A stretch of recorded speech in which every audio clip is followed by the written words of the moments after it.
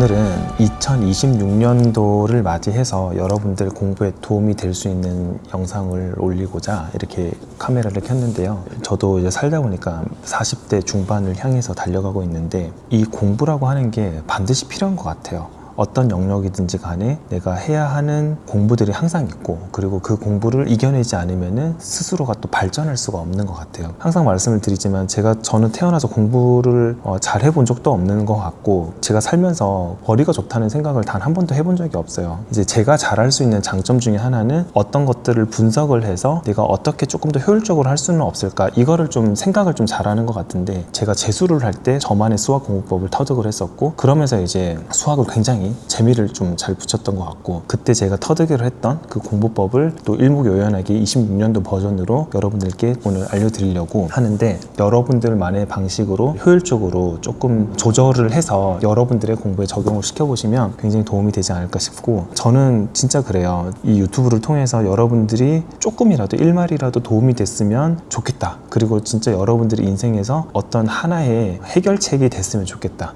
여러분들의 발전에 조금이라도 도움이 됐으면 좋겠다. 이 마음밖에 없습니다. 오늘 영상에서도 제 진심을 다해서 제가 아는 것들을 공유를 할 테니까, 여러분들 하고 계시는 공부나 그리고 또 다른 인생의 공부나 여러 방면으로 활용을 하시면서 여러분들께 도움이 되셨으면 저도 더할 나위 없이 기쁠 것 같습니다. 일단 처음에는 여러분들이 공부를 하기에 앞서서 지피지기면 백전백승이다. 나를 먼저 알아야지 공부를 잘할 수가 있어요. 그래서 저는 총 4가지 정도로 말씀을 드리고 싶은데, 공부를 잘하기 위해서는 이해력도 중요하고요, 그리고 문해력이 또 중요하고요, 그리고 집중력이 중요하고요, 그리고 암기법이 저는 중요하다고 생각을 합니다. 이 4가지 영역이 잘 고루고루 발달이 돼야지 여러분들이 공부를 하는데 훨씬 더 효율적이고 능률적으로 할 수 있다고 생각을 해요. 제가 다른 거는 괜찮은데 이 집중력과 암기력이 좀 많이 약하거든요. 지금도 마찬가지예요. 암기를 좀 잘 못해요. 근데 이것도 계속 연습을 하다 보니까 좀 암기를 좀 더 잘하게 되고 좀 더 효율적으로 할 수 있게 됐는데, 물론 암기만 잘한다고 이게 응용이 안 돼 버리면 안 되잖아요. 그렇기 때문에 이해와 문해력이 받침이 돼야 되고, 그리고 이런 공부를 하기 위해서는 이 집중력이라고 하는 것들도 없으면 안 되거든요. 그거를 뒷받침하기 위해서는 기록을 꼼꼼하게 잘 하셔야 됩니다. 그래서 여러분들 스케줄러 같은 걸 하나 만드시고요, 그리고 탁상 시계나 스톱워치 같은 걸 하나 준비를 해 놓으시면 좀 좋을 것 같아요. 내가 한 번에 할 수 있는 집중력이 몇 분 정도가 되고 기억력이 어느 정도가 되는지를 체크를 잘 하셔야 돼요. 그럼 그걸 어떻게 체크를 하냐? 자, 1번은 집중력 같은 경우는 내가 책을 펴고 책상에 앉아서 공부를 하는데 스톱워치를 켜놓고 내가 몇 분 동안 다른 거에 또 한눈 팔지 않고 집중을 하는지를 한번 보시는 거죠. 내가 오늘은 15분을 집중을 한 거야. 그러면은 오늘 날짜에 오전에 몇 시부터 몇 시까지 한 15분 정도 집중을 했고, 다른 거는 뭐 못했다, 이런 식으로 좀 적어 놓으시고 약간 반성을 하는 느낌이라고 생각하시면 돼요. 그리고 2번은 기억력 같은 경우는 내가 그 15분 동안 공부를 했던 영역이 있을 거잖아요. 그 15분에 있는 공부했던 거를 대주제 같은 걸 하나 적어 보는 거예요. 자, 예를 들면은 내가 15분 동안 이렇게 감염 심내막염에 대해서 공부를 했어요. 그러면은 대주제가 감염 심내막염이겠죠. 그래서 이거를 이제 노트에다 적는 거예요. 오늘 날짜가 예를 들면 1월 2일인데 내가 집중을 오전 10시부터 10시 15분까지만 집중을 했다. 그리고 암기는 감염 심내막염에 대해서 공부를 했다. 이렇게 적어 놓는 거죠. 우리가 집중을 하고 이거 암기했던 시간을요, 이게 언제까지 기억이 나는지를 한번 보는 거예요. 언제까지. 내가 만약에 오전 10시에 공부를 했잖아요. 그러면은 나중에 오후가 됐을 때 내가 예를 들어 오후 4시인데 이 내용들이 기억이 나는지, 아니면은 언제 이 내용들이 기억이 안 나는지. 자, 그러면은 또 다른 거 이제 오후 1시부터 1시 40분까지 집중을 했다. 이때 암기했던 영역은 신장의 토리 질환이다. 이제 이런 거를 적어 놓는 거죠. 그러면은 이거를 언제까지, 내가 만약에 밤이 돼서 이걸 내용들을 봤는데 이거 기억에 날 듯 말 듯 한 거야. 혹은 밤 되는데도 이거는 대충 기억이 나. 그런 것들을 체크를 하는 거죠. 그래서 저 같은 경우는 오후 4시에 봤는데 이게 기억이 안 나는 거야. 예를 들면 공부한 지 6시간밖에 안 되는데 기억이 안 나. 6시간. 나의 암기력은 6시간에 50%는 떨어지는구나, 이거를 체크를 하는 거죠. 이건 사람마다 다르겠죠. 하루 동안 유지가 되는 분들도 있을 거고, 저처럼 6시간 지났는데 다 까먹는 사람들도 있을 거고, 나 스스로를 잘 파악을 해야 된다는 거죠. 그래서 공부를 하기에 앞서서 처음부터 너무 많은 분량의 공부를 하려고 절대 하시면 안 돼요. 내가 집중력이나 암기력 이런 것들이 어느 정도 내가 지속이 되는지를 잘 파악을 하셔야 된다는 거죠. 그래서 스케줄러에 이런 식으로 계속 적어 놓으면요, 나중에 되면 되게 재밌어요. 처음에는 15분밖에 집중을 못 했었는데 나중에는 1시간 정도 집중을 하는 거예요. 와, 1시간에 집중했어. 약간 뿌듯해. 그리고 1월 한 5일이 됐는데 한 40분밖에 집중을 못 했어. 오늘 왜 40분밖에 못 했지? 약간 반성을 하게 돼. 그래서 공부를 하는 데 있어서 내가 오늘 어떤 것들을 공부를 했는지, 그리고 어떤 시간에 공부를 했는지, 기억력이 어느 정도 지속이 되는지를 파악을 하는 게 너무너무 중요합니다. 그래서 저 같은 경우는 이거를 한 2주에서 한 4주간 파악하는 시간을 가졌었어요. 옛날에 대학교 때. 그래서 이거를 파악한 다음에 내가 집중력이 대충 어느 정도고, 그리고 내가 하루에 공부를 할 수 있는 분량이 어느 정도인지 이게 파악이 되니까 그 다음부터는 이제 하루 분량을 이제 정하는 거죠. 하루에 공부할 수 있는 분량을 파악을 합니다. 이제 그 다음부터 이제 내가 나를 잘 알기 때문에 쭉쭉쭉 공부를 하는 거예요. 자, 이렇게 해서 완성된 공부법이 14714 공부법입니다. 14714. 이거는 뭐냐면요, 되게 간단해요. 첫째 날에 공부를 하겠죠. 내가 아까 1월 2일 날 공부를 했잖아요. 1일차 때 공부를 했던 감염성, 심내막염, 그 다음에 토리질환, 자기 전에 이 내용들을 한 번 더 복습을 해줍니다. 자, 그러면은 이튿날이 되겠죠. 이튿날 데이 2가 되면은 어제 했던 내용들 있죠. 그러니까 이거를 스케줄러에 공부했던 분량이나 내용들을 잘 적어놔야 돼요. 어제 했던 공부를 복습을 해줍니다. 복습. 그리고 둘째 날 밤이 됐어요. 그러면은 데이 2에 공부했던 내용들을 또 복습을 해주는 거죠. 이해되죠? 이제 데이 4가 됐어요. 어떤 걸 복습을 해줘야 되죠? 전날 공부했던 거를 복습을 해줘야 되죠. 그리고 데이 4에 해당하는 내용들을 또 복습을 해주겠죠. 거기다가 플러스 데이 4일 때 1일차 때 공부했던 거를 복습을 해주는 거예요. 왜냐하면 저는 기억력이 그거밖에 안 되거든. 이게 3일을 넘기니까 다 까먹더라고요. 그래서 데이 1에 했던 내용들을 이제 복습을 해줍니다. 이해가 되나요?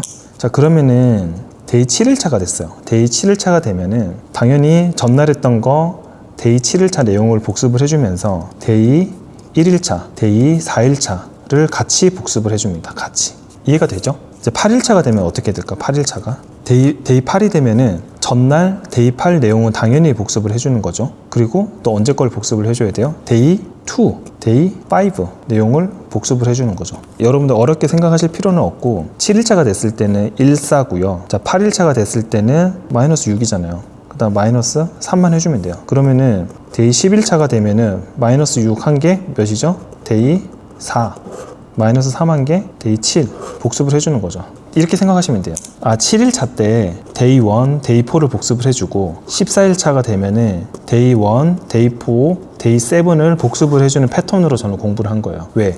제 기억력이 그 정도 지나면서 다 잊어먹으니까. 이런 패턴을 가지고 공부를 했던 게 14714예요. 그럼 망각 곡선이 있잖아요. 망각 곡선이 있으면 이게 떨어질 때 다시 이렇게 복습을 해주면서 이거 올려버리는 거예요. 그러면은 이게 몇 번 이런 식으로 해주면 이게 장기 기억으로 쭉 가버리는 거죠. 14714. 이 복습법을 30일 정도만 해줘도 여러분들이 잘 체화가 돼서 오늘은 어떤 걸 복습을 해야지, 오늘은 어떤 내용으로 공부를 해야지, 이런 것들이 좀 생길 거예요. 그래서 제가 만들었던 공부법이 14714 공부법입니다.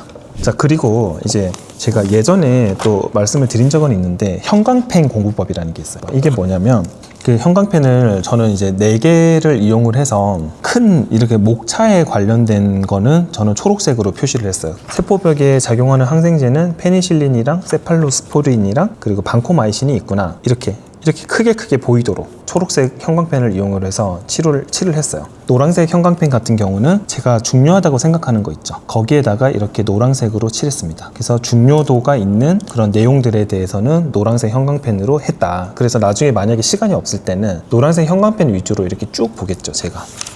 그리고 핑크색 형광펜, 여기에 보면은 이 페이지에서는 핑크색으로 그냥 적어놨는데, 이 핑크색 형광펜의 용도는 내가 나중에 시험 전날이다 하면은 핑크색만 보는 거예요. 그러니까 중요도가 노란색보다 더 있다. 그리고 내가 노란색들을 외웠는데 잘 안 외워진 부분들은 이런 핑크색으로 적거나 혹은 이렇게 핑크색 형광펜으로 표시를 해서 이 페이지를 봤을 때 핑크색만 딱 보게, 이해가 되시나요? 그래서 내가 시간이 없을 때 전날 복습을 해야 되면은 무조건 핑크색은 꼭 봐야 된다. 요 정도 느낌으로 이제 핑크색 형광펜을 칠했습니다. 그래서 요약을 하면 초록색은 목차, 그리고 노란색은 중요한 거, 그리고 핑크색은 이 페이지에서 외워야 되는 그런 내용들만 이렇게 칠을 해놓거나 이렇게 메모를 해놓는 습관들을 길렀습니다. 주황색은 제가 2회독을 하거나 3회독을 했을 때 그래도 조금 더 중요하거나 몇 번 공부를 더 해보니까 이거는 진짜 더 중요한 내용이다 하는 것들에 대해서는 주황색 형광펜을 이렇게 썼습니다. 그러니까 주황색은 노란색보다 조금 더 중요도가 있는 거고, 그리고 뭐 이런 것들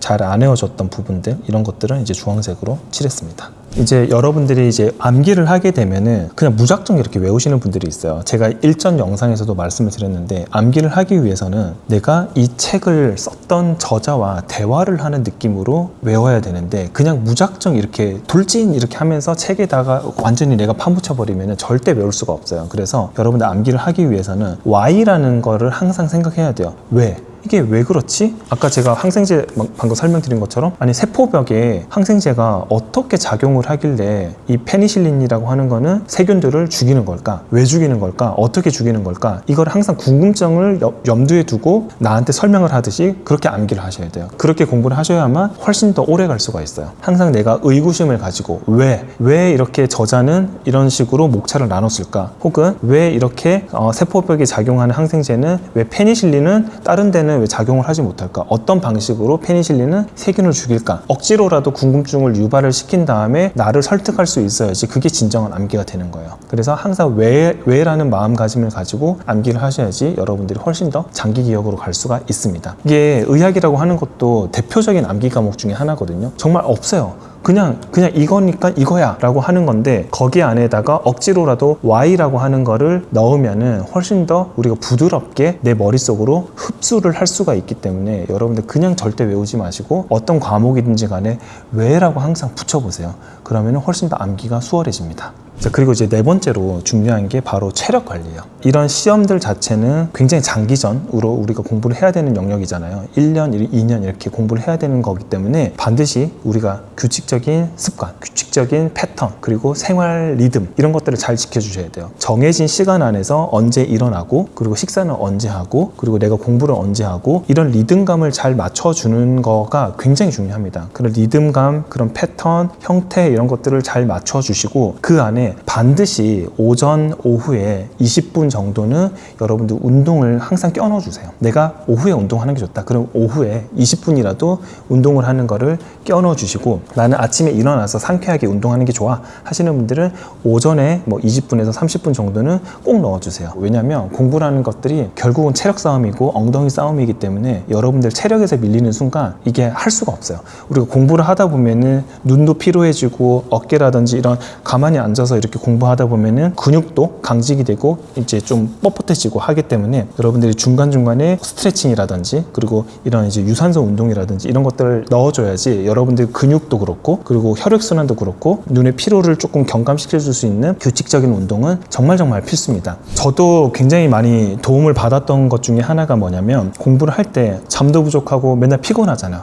피곤할 때는 비타민 먹는 거 있죠. 비타민 B하고 비타민 C하고 이런 것들을 꼭 잘 챙겨 드시는 거. 그리고 이제 비타민 C도 고형제나 젤리라든지 그런 비타민류 같은 경우는 그런 제형을 만들기 위해서 여러 가지 첨가물들이 많이 들어가게 돼요. 어떤 비타민 C 제품이 있는데 그게 총 한 1300ml예요. 1300ml인데 그 비타민 함량은 1000ml인 거야. 근데 30%가 그러면은 그 고형제를 만들기 위해서 들어가는 첨가물인 거야. 1300ml를 내가 하루에 2번씩 먹으면은 첨가물만 600ml를 먹게 되는 거예요. 나는 비타민 C만 먹고 싶은데, 그래서 저는 비타민을 먹을 때는 약간 분말 형태로 된 거를 나누어서 드시는 게 훨씬 더 좋다. 첨가물은 가급적이면은 드시지 말자. 우리가 이제 공부를 하다 보면은 여러 가지 피로도라든지, 그리고 피부라든지 이런 것들도 굉장히 좀 잠을 못 자고 하니까 푸석푸석해지고, 그리고 좀 피곤해지고, 얼굴도 좀 다크서클도 좀 내려오고 하기 때문에, 여러분들이 이제 피부 관리도 할 수 있는 한에서는 우리가 바르는 보습이라든지 이런 것들도 잘 해주시고, 바르는 여러 가지 화장품들도 마찬가지거든요. 그 화장품의 텍스처라든지 이런 것들을 만들기 위해서 여러 가지 첨가물들이 많이 들어가요. 부가적인 첨가물이 없는 그런 순수 비타민 C 제품들을 좀 바르시는 거를 좀 추천해 드릴게요. 디펜시옥스 같은 제품을 바르시면 도움이 많이 되겠죠.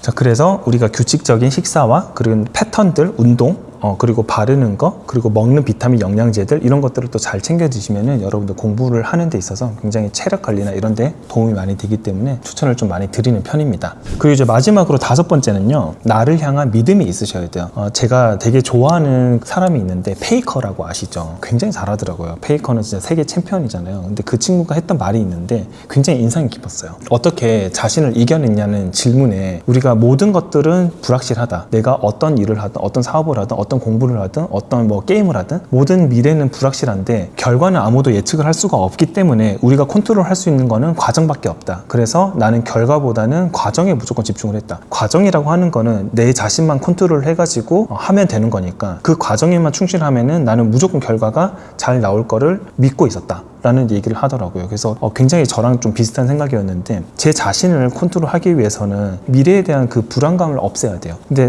대부분의 사람들이요, 그 집중력을요, 미래에 대한 불안감으로 50% 이상 날리는 그런 경험들을 많이 하고 있거든요. 결과는 누구든지 예측할 수도 없고 결과를 내가 어떻게 조작을 할 수가 없어요. 근데 하지만 100% 나의 힘으로 컨트롤할 수 있는 거는 과정밖에 없거든요. 과정에 집중하다 보면은 결과는 무조건 잘 따라온다. 그리고 여러분들이 올바른 방법과 매일매일 규칙적인 그런 패턴을 가지고 연습을 하시다 보면은 여러분들이 무조건 좋은 결과가 나온다는 그런 믿음을 가지고 공부를 하셔야 됩니다.